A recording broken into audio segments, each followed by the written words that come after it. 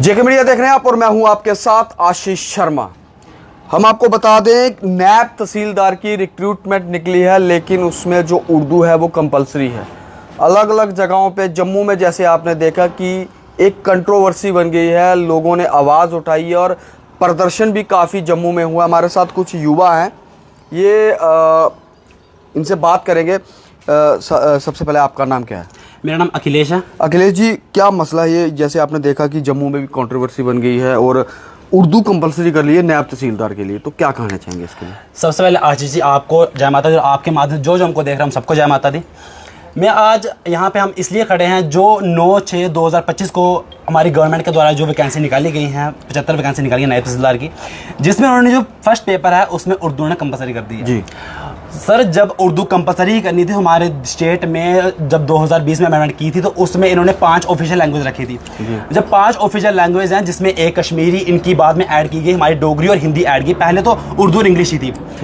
जब सारे डॉक्यूमेंट्स हमारे इन्होंने ट्रांसलेट कर रहे हैं हिंदी इंग्लिश में, तो फिर वापस ये उर्दू मैंडेटरी करने का क्या नियम था?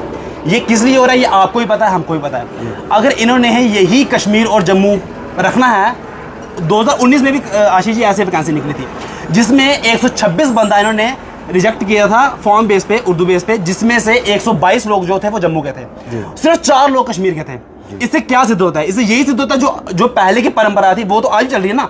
370 हट गया, लेकिन फिर भी आज भी वही पॉलिसी, उर्दू वही रही, वही पॉलिसी ना, वही पॉलिसी आज भी है, ठीक है ना। फिर सेंटर ने क्या दबाव रखा हम पे, यूटी को बनाया हमको। हमारा कंपटीशन अब ऑल ओवर इंडिया में हो रहा है, लेकिन फिर भी सिर्फ कश्मीर और जम्मू को अलग अलग कर रहे हैं, तो फिर सेपरेट सीट दे दो हमको, है ना, जम्मू अलग कर दो। फिर हमारा क्या फायदा पढ़ने का? जो हमारे युवा जो पढ़ रहे हैं, जो तैयारी कर रहे थे, वो तो किसी लायक नहीं हुए ना। पहले भी आशीष जी इसके खिलाफ प्रदर्शन होते रहे। जब इन्होंने वैकेंसी निकाली लेक्चरर की, उसमें हिंदी और संस्कृत की इन्होंने 0 वैकेंसी दी थी आशीष जी, 0 वैकेंसी, जिसमें पर्शियन तक की इन्होंने 4 वैकेंसी दी थी। उर्दू की 36 वैकेंसियाँ थी। क्या हमारे जम्मू में हिंदी और संस्कृत को नहीं पढ़ता? फिर उसके बाद प्रोटेस्ट वगैरह किए हमने, उसके बाद इन्होंने 16 वैकेंसी हिंदी की और 3 वैकेंसी इन्होंने जो थी संस्कृत की निकाली। मतलब क्या हमको लड़ना ही पड़ेगा अपनी, जब मतलब हमको अपनी वैकेंसी चाहिए होगी, नौकरी चाहिए होगी, तो हमको गवर्नमेंट से लड़ना ही पड़ेगा। मैं ये पूछना चाहता हूँ हमारे यहाँ के चुनिंदा एमएलए से जो जम्मू के हैं, क्या वो जब तक हम बच्चे प्रोटेस्ट नहीं करेंगे, जब तक हम स्टूडेंट प्रोटेस्ट नहीं करेंगे, वो आगे नहीं आएंगे? क्या उनका कोई दायित्व नहीं है हम बच्चों को लेकर, हम स्टूडेंट्स को लेकर उनका कोई दायित्व नहीं है? हमको हर बार लड़ना ही पड़ेगा।